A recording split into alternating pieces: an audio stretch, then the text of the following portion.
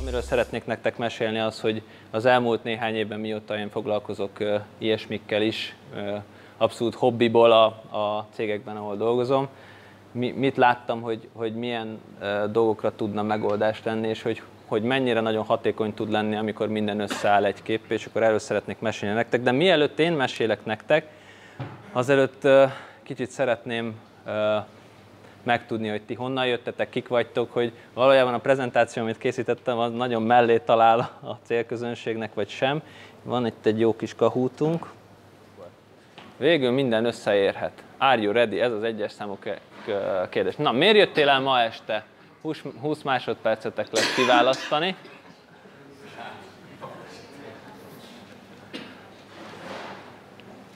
Még 10 másodperc, nem akarlak stresszelni titeket. Ó, alakul már a válaszok. 40-ig kell feljutni. Oké, és siker. Nagyszerű.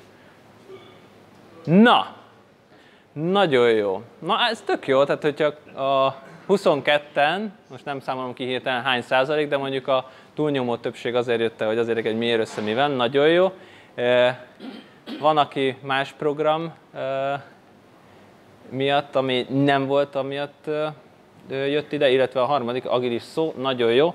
Az agilisról kicsit kevesebb szó lesz, de szívesen a pizzázás után, ami a második körös pizzázás lesz, majd utána szívesen mesélek nektek erről is egy kicsit.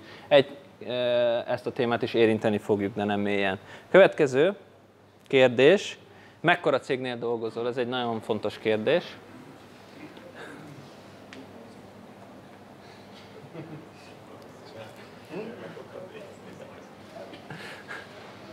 Még 10 másodperc. Ó, nagyon gyorsak vagytok. Egyre javuló. Valamit nyomjál, mert lejár az idő. Még egy másodperc, kész, vége. 40 válasz, szuper, egyre alakul. Nagy cégnél, nagyon jó, tehát az embereknek a fele, több mint a fele nagy cégnél dolgozik, és a fele kis cégnél. Azok, akik kisebb cégnél dolgoznak, ők kicsit csalódás lesz majd itt az előadás, de remélem azért majd nekik is izgalmas lesz. Akik nagy cégnél dolgoznak, azoknak talán többet fog ez majd jelenteni ez az előadás. Oké? Következő kérdés, már nincsen sok, még pontosan 2 van. Mennyire vagy penge zsirából? Ugye Attila ezt már előtte, úgyhogy nem számítok arra, hogy nagyon sok zöld válasz lesz, de most nyugodtan nyomogassátok a zöldet.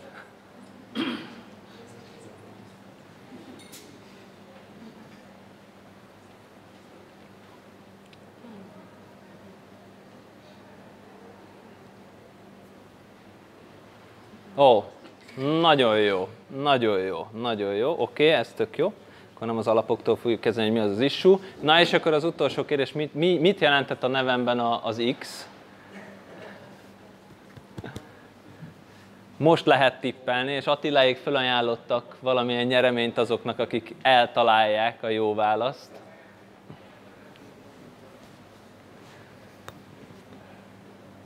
Ó, még 2 másodperc, nagyon sokan hirtelen most 38 válasz beérkezett. Szuper! Na! Köszönöm. A legtöbb válasz helyes, igen.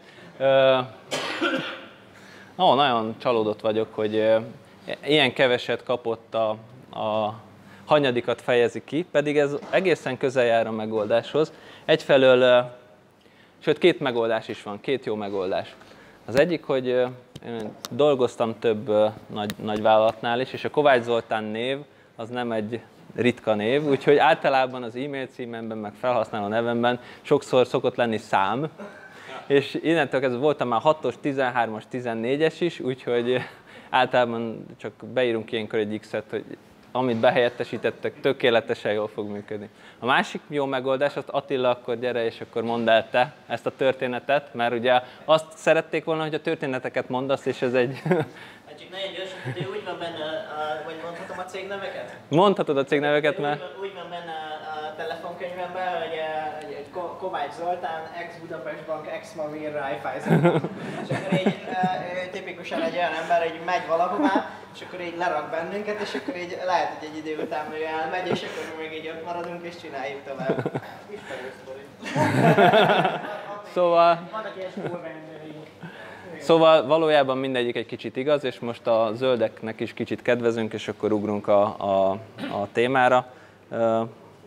Dolgoztam néhány nagyvállalatnál, dolgoztam tanácsadó cégnél, dolgoztam banknál, dolgoztam a Budapest Banknál, néhány kollega itt van még, dolgozok most épp a Raiffeisen Banknál, agilis transformációt vezetek, dolgoztam projektirodavezetőként is, illetve tanácsadóként, projektvezetőként, nagyjából ilyesmiket csináltam, és a Zsírával pedig pont a Budapest Bankban ismerkedtem meg, ahol volt néhány kalóz példány, és amikor elkezdtünk agilist csinálni, akkor valahogy jött az igény, hogy akkor ezt alakítsuk valami legális formává, és akkor rajtam maradt az adminisztrációja, úgyhogy így jutottam arra a szintre, hogy végül a részletekbe is bele kellett nyúlnom.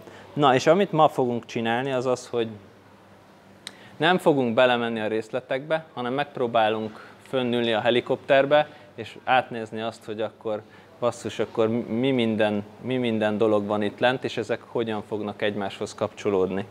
Úgyhogy ne számítsatok arra, hogy akkor most részleteibe itt konfigurálgatok, demozgatok, hanem próbálok egy nagy képet adni itt az egészről. Induljunk ki egy nagyvállalati környezetből, mondjuk egy ITIL, de tök mindegy, vannak folyamatok, és ezen folyamatok mentén a nagyvállalatok körülbelül működnek. Csak néhány, és a teljesség igényen nélkül.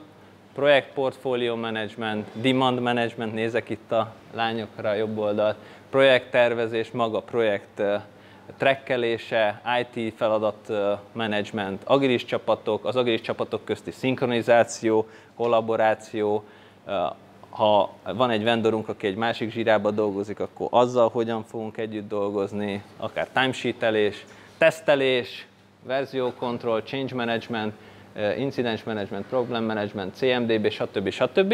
És az az izgalmas, hogy egy kis vállalatnál olyan triviális az, hogy akkor ezeknek úgy valahogy közünk van egymáshoz, és valahogy az adatoknak össze kell érnie. Most egy nagy vállalatban meg az szokott lenni, hogy historikusan, hát az egyik rendszerben csinálunk demand managementet, a másik rendszerben csinálunk agilist, a harmadikban tesztelést csinálunk, és a nap végén az lesz, hogy ezek a sok-sok adatok, meg a sok-sok folyamatok, amik vannak, különböző rendszerekben vannak, és valahogy ezek nem érnek össze, vagy nem érnek össze jól, pedig ugye ezek egymásra épülnek, egymástól függenek, és valahol a kapcsolódás nincs meg, amikor körülbelül 6-7-8 rendszerbe próbálod összefogni a folyamataidat, és akkor nincs meg a teljes vonal. Na most, amit én megálmodtam, és néhány helyen sikerült is valamilyen lépéseket tenni annak érdekében, hogy ez jobb legyen, arról szeretnék mesélni, meg arról a nagy világról, ahol ez az egész akár még össze is érhet. Kezdem ezzel a néhány topikkal, ez egyébként nagy kedvencem. Hogyan is működik egy nagyvállalatban akár a demand management, a projektek életciklusa, a projekteknek a trekkelése, ehhez képest hogyan van az IT leszállítás, az IT csapatoknak a munkájának a trekkelése, hogyan függenek ezek össze. Kijövök innen a pult mögül, hogy én magam is jobban lássam, hogy miről beszélek. Hogyan is kezdődik a dolog? Valamelyik üzleti terület kitalálja, hogy milyen jól lenne csinálnunk valamit. Itt már elkezdődik, ez egy idea, a demand elkezdődik, és akkor szépen valamilyen életciklus mentén elemezzük ezt az igényt, hogy akkor mit lehetne vele csinálni. Hogyha ez az igény olyan, amiről azt gondoljuk, hogy tényleg megéri a cégnek ezt megcsinálni, akkor valamilyen, itt most direkt van egy Móriczka egyszerűségű projektmenedzsment életciklus, valamilyen folyamat mentén elkezdjük azt a projektet, initiation, execution, closing, és akkor a végén szuper jó lesz belőle valamilyen termékünk.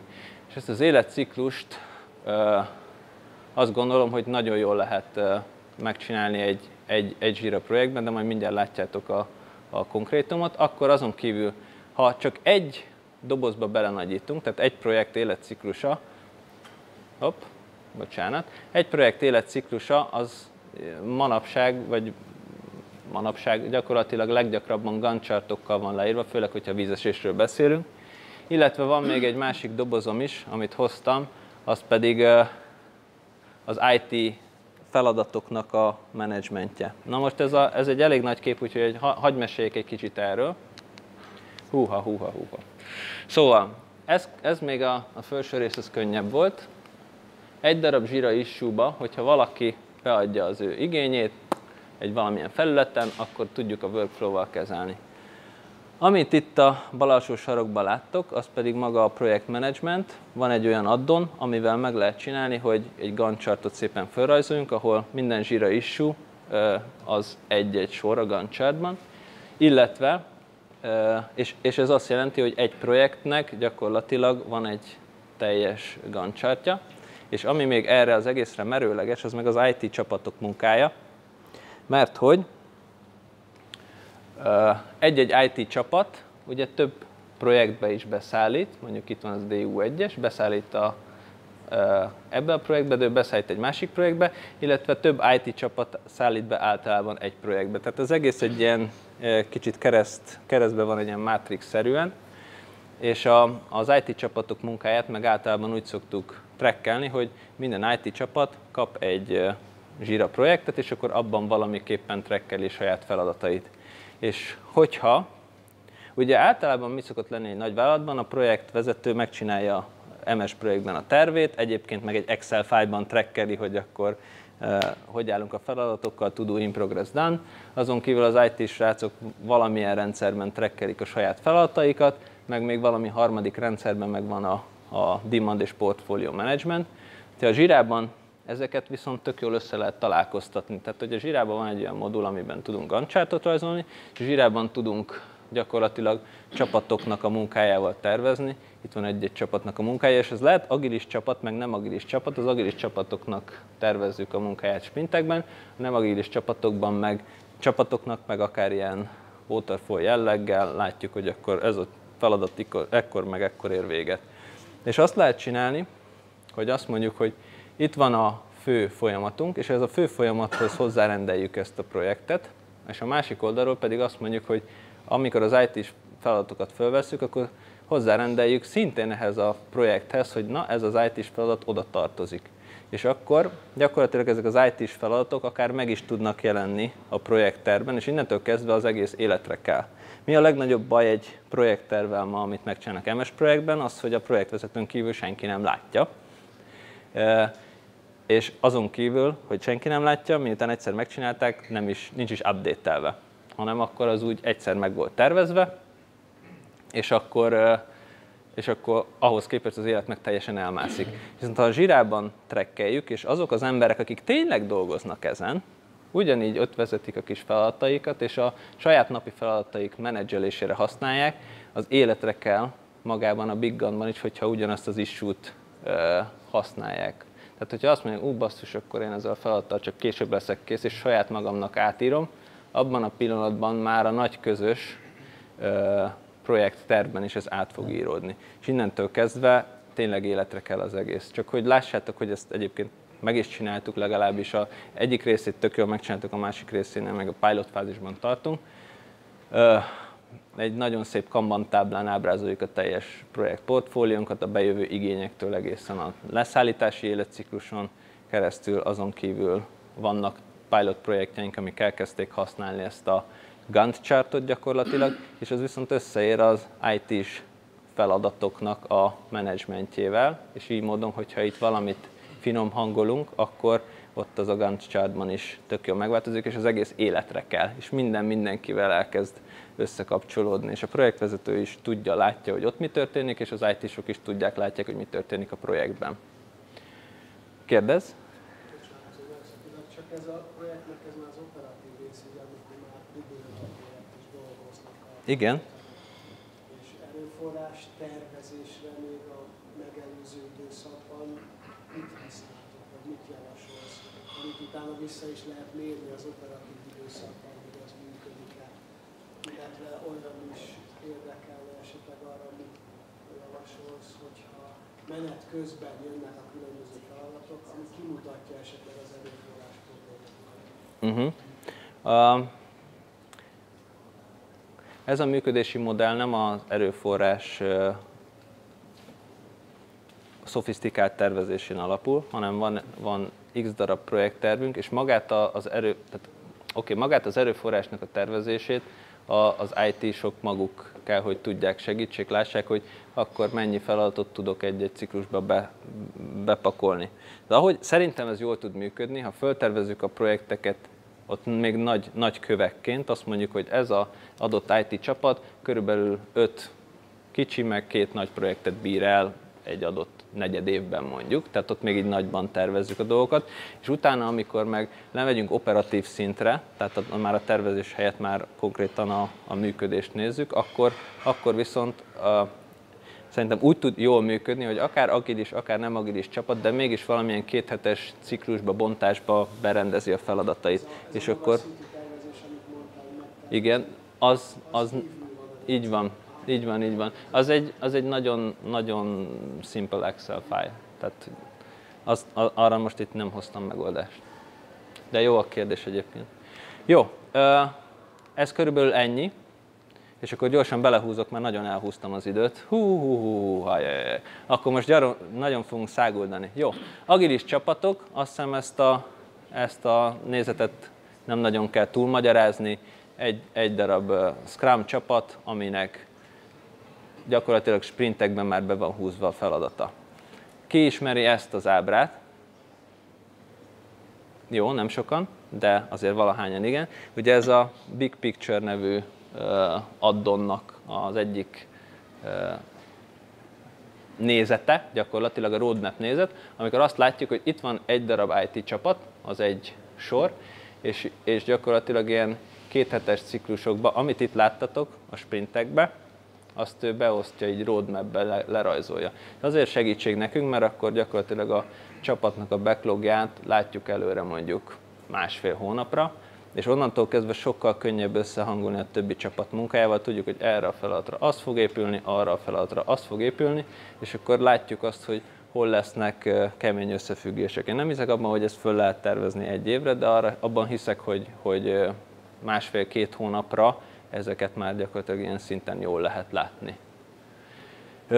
Gyakorlatilag ez már a skálázott agilis, illetve az agilis és a waterfallnak az együttműködését segítő eszköz az én fejemben. A következő, kérdezzetek, hogyha van valami. A következő a tesztelés.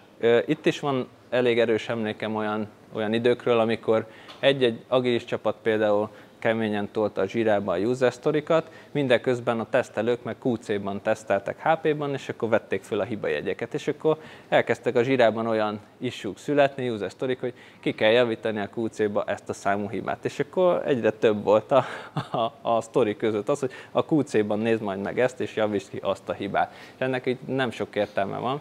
És ugye, ha már van a Jira-nak megoldása, vagy legalábbis addonja arra, hogy teszteljük, és nem is olyan rossz, és egész jól fejleszik, bár erről szerintem Balázs többet tudna mesélni. Én az AdaptaVista-es verziót vezettem be az előző cégemnél, ahol voltam, ami egy állami cég volt. Gyakorlatilag, ezt ki ismeri, ki nem ismeri? Ki ismeri? Jó, az embereknek mondjuk a 30%-a. Tehát azt tudja, hogy akár mint amilyen másik ilyen tesztmenedzsment rendszerekben föl tudod venni a teszteseteket, föl tudod venni a tesztlépéseket, de ami még nagyon izgalmas, hogy össze tudod kapcsolni azt, hogy ezek a tesztesetek melyik sztorikhoz, vagy melyik zsírás feladatokhoz kapcsolódnak, és gyakorlatilag tudsz csinálni egy teljes traceability reportot, egy teljes térképet arról, hogy na basszus, akkor az én feladataim vajon le vannak-e fedve tesztesetekkel, vagy nem, sőt, konkrétan már látod mögötte azt is, hogy a futások azok sikeresek voltak, nem voltak sikeresek, ha nem voltak sikeresek, akkor meg milyen bugok tartoznak hozzá, ami rögtön visszakapcsolódik a csapatoknak a backlogjába, tehát az egész egy ilyen sokkal finomabb és szofisztikáltabb rendszeren belüli működést tesz lehetővé. Ja igen, és akkor van egy ilyen nézet is, amikor ilyen Matrixban látjuk, hogy akkor melyik feladatok, melyik tesztesetekkel kapcsolódnak össze. Úgyhogy szerintem ez egy igazán jó út lehet, amikor ki akarunk kerülni egy csomó-csomó ilyen fölösleges adminisztrációt. Aztán a következő, csak hogy még jobban fussak tovább, Collaboration, Documents, mit használunk?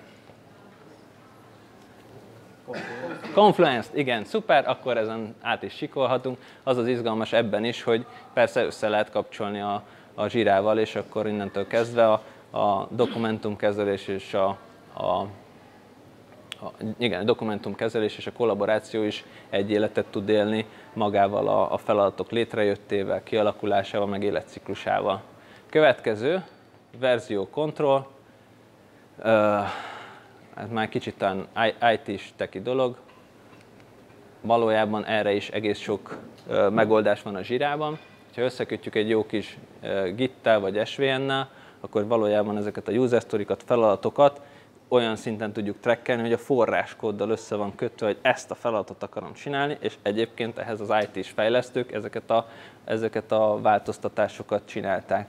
Tehát ez is nagyon szépen össze tud érni összességében. Aztán utána van még a vendor Jira, ez is még egy izgalmas kérdés, amikor neki is van egy Jirája, amivel ő követi a feladatait, meg nekünk is van egy Jiránk, amiben mi tesztelünk, mi követjük a feladatainkat, és akkor ez nagyon ritkán van, hogy akkor itt összeér, és akkor legtöbbször az van, hogy na basszus, akkor be kell lépjek az ő Jirájába azért, hogy lássam, hogy mit csinál, le tudjam tesztelni az ő feladatait, és akkor erre volt korábban már egy meetupos topik, úgyhogy ebben nem is megyek bele, meg egyébként ez az a topik, amit semmelyik IT nem sikerült még átverni, úgyhogy bár ez egy jó megoldás lehet, hogy összeszinkronizáljuk a vendor és a saját Jiránkat, amikor ő felvesz valamit, akkor az nálunk is megjelenik, és fordítva, és innentől kezdve megint csak tök jól tudunk együttműködni, de ezt még sehol nem sikerült megvalósítani, úgyhogy ez egyelőre csak egy vízió. A többi mindenből egyébként, a legtöbb mindenből már sikerült megvalósítani részt vagy egészt. Oké, van még nekünk timesheeting, ez is csak egy apróság, de például pont a Raiffeisen bankban, amikor megérkeztem, akkor volt egy HPPPM, Project Portfolio Management, amiben csináltak a Demand Managementet, meg a Portfolio Managementet, azon kívül egy MS projekt szervert csak azért tartottak fenn, hogy timesheet-eljenek ezekre a projektekre, és mindeközben az IT-sok meg használták a Jirát, tehát a folyamatok egyik fele a PPM-ben volt, a másik fele meg a Jirába, és azt mondtam, hogy gyerekek, ez itt tökre nem lesz jó, és mi lenne, hogyha kidobnánk a francba mind a HPPPM-et, meg az MS projektet, és akkor a Attiláik segítségével ezt körülbelül 2 hónap alatt megvalósítottuk, mindeközben azt mondták a többiek, akik ott voltak, hogy basszus, most vezettük be fél éve ezt a HPPPM-et, és egyébként másfél évig tartott, míg kitaláltuk, hogy hogyan legyenek benne folyamatok, mi, hogy működjön. Kizárt dolog, hogy ezt 2 hónap alatt lecseréltük, úgyhogy köszi srácok, tök jó munka volt. És a timesheetinget is kicseréltük, gyakorlatilag kidobtuk az MS projekt szervert, és ezt a Tempo Timesheet nevű csodát használjuk. Ugye, amit mutattam nektek, a portfólió, az egy Kanban táblán reprezentálva így éli az életciklusát, és ha elindul egy projekt, akkor erre a projektre timesheetelünk, gyakorlatilag ugye ez is csak egy screenshot a netről, de hogy melyik ember, melyik issue-ra hány órát timesheetel, ez gyakorlatilag nagyon gyorsan és hatékonnyá teszi az életet. Megint csak összekötődik mindennel, mert tudjuk, hogy itt van egy feladat, aminek van egy életciklusa, csak 2 kattintunk, és már csak odaértük, hogy 8 órát dolgoztunk rajta.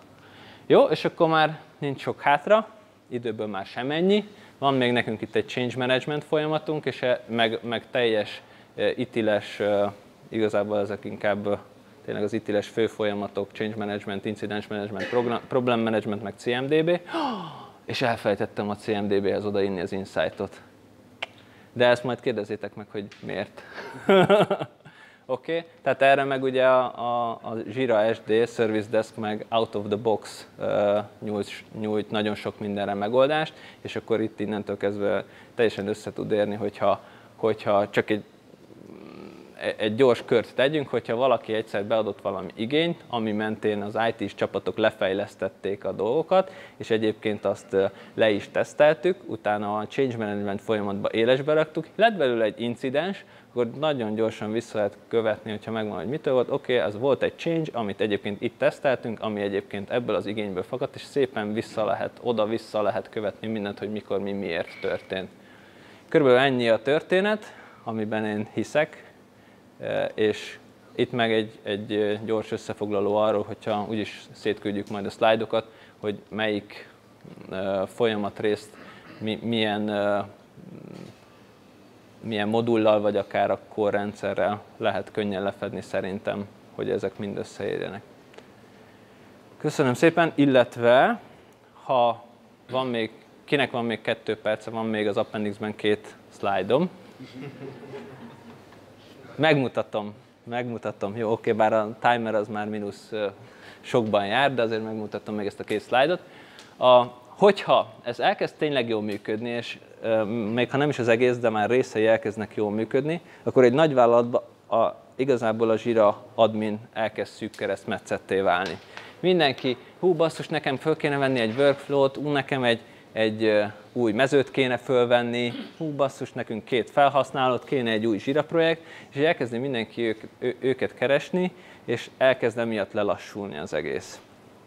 És akkor erre azt a koncepciót találtuk ki, hogy ami egyébként megint csak a nagyvállalatokban egy ilyen nagyon eretnek gondolat, de mégis egész jól sikerült ezt a többi IT vezetővel megbeszélni, hogy mi lenne, hogyha csinálnánk ilyen multi-admin koncepciót, azaz minden terület saját maga a saját területén kinevelhetne saját magából Jira adminokat. Ami milyen veszélyekkel jár, azzal, hogy egy csomó mindenki tudja konfigolni a rendszert, elronthatják, nem értenek hozzá, hülyeségeket fognak csinálni, stb. És erre találtuk ki azt, hogy hogyan lehet ezt jól kontrollálni. Egyik az, hogy csak azoknak adunk admin jogot, akik a MetaInfnál elvégezték a Jira admin tanfolyamot, tehát tudják, hogy mit csinálnak. 1. 2. Csinálunk egy governance-t, ezt Attiláékkal gyakorlatilag épp in progress, amiben nagyon röviden összeszedjük, hogy milyen gondolatok, meg milyen szabályok mentén hozunk mi létre workflow-kat, screeneket, custom fieldeket, stb. És ezeknek az embereknek, akik ezt elvégzik, gyakorlatilag ezt is ismerniük kell, tudniuk kell, és akkor megkaphatják az adott területen a Jira admin jogot, és innentől kezdve az egész elkezd tudni élni. Olyan, mintha egy baromi nagy Excel táblánk lenne, amiben mindenki dolgozik, és mindenkinek tényleg van jogosultsága ahhoz, hogy akkor vegyen fel új oszlopokat, vegyen fel új mezőket, és ekkor tud úgy működni, hogy jó lesz, az adatok összeérnek, és nem lesz szűk keresztmetszet az sem, hogy nem lesz, aki karban tartsa, mert mindenhol lehet olyan ember, aki ezt karban tarthatja. Illetve még egy utolsó gondolat, hogy ezt a Jira admin továbbra is megmarad, és ő felelős azért, hogy a vas az rendben működjön, alatta az oprendszer rendben működjön, illetve a megfelelő frissítéseket, modulok update-jeit ő megcsinálja, mert azt ott akarjuk tartani, ezt a felelősséget. Körülbelül ennyit szerettem volna mondani, és kérdezzetek, hogyha van, ha nincs, akkor ígyunk még egy kis sört. Köszi szépen, Attila. Köszi szépen!